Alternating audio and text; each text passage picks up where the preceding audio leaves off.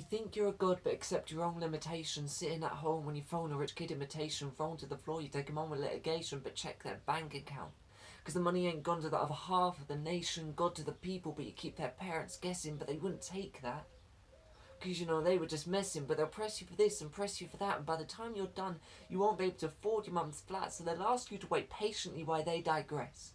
And the bigger picture is out there for us all to digest, but while we're waiting, we're not living, and we ask you why you stopped giving.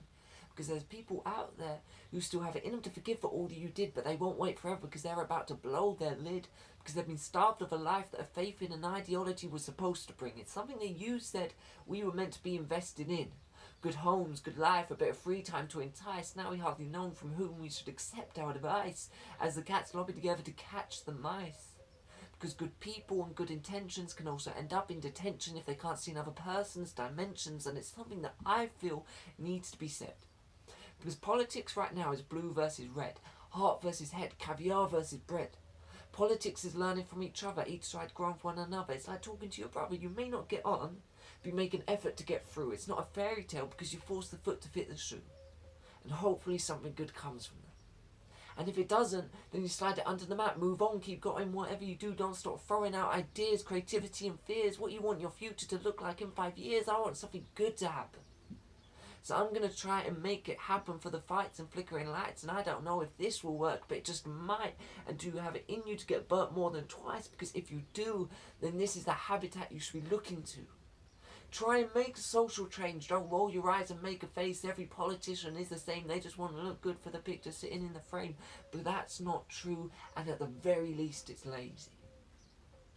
But I don't want to stand here and say that you're crazy, because you have your legitimate fears and you have every right to point them out to your peers, but don't tell them that nobody cares, because there's people out there with ideas to share. The Sun, the Times, the Mirror won't share my rhymes, but it hasn't stopped me from spending my time telling you what could potentially happen in your lives, but I don't want to preach. Because everyone should find their own way to stand on their own 2 feet. And I started this with an idea of God to the people, and I'll do it all cyclical, so maybe one day they can learn about my rhymes in preschool. God to the people is this idea that people don't have the right to challenge what is being said. But the sub-point to that is that it's always blue versus red. Everyone has a voice and their opinion shouldn't be discounted. If you stand together, you have to be counted, because it's 2 rather than 1, serious talk rather than a bit of fun. But if you can't listen to the other side, what do you think you'll bring to the fight? A nice point they'll forget about when they leave, because that's hardly what you came into this for. This isn't what you set out to achieve. You wanted them to remember you, but this is the age of protest and it's harder to get through. So take their point and don't be afraid your ideas will become diluted, or that your voice, which once pierced through the crowd, will slowly become muted, because policy is the biggest enactor of change.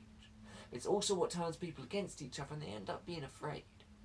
It's actually very easy to turn up on a Saturday with a banner you made in the kitchen for your march. It's harder to sift through 100 pages of tiny writing, picking out words and sentences that can make an already flagging life hard. And that's the point I'm trying to elevate through to you, that change doesn't just happen because the people around you agree with you. At one point, to see through the steps that you've been leading to, you're going to have to encounter the other side and tell them what you've been feeling is new. And if you haven't encountered that debate, the distaste as you lose 100 times over to your mates, chances are you won't make it through their first gate. So please, no more, I don't want to date a Tory because he might take all the socialists' former glories. Or I don't want to be friends with someone from the left because they'll steal all my money and I have to call it a proletariat theft. Why don't we just do what we were told when we were about this tall and we had to go to school on the first day, and our mum said to us, go over there and talk to them. They're feeling the same as you. They are the same as you.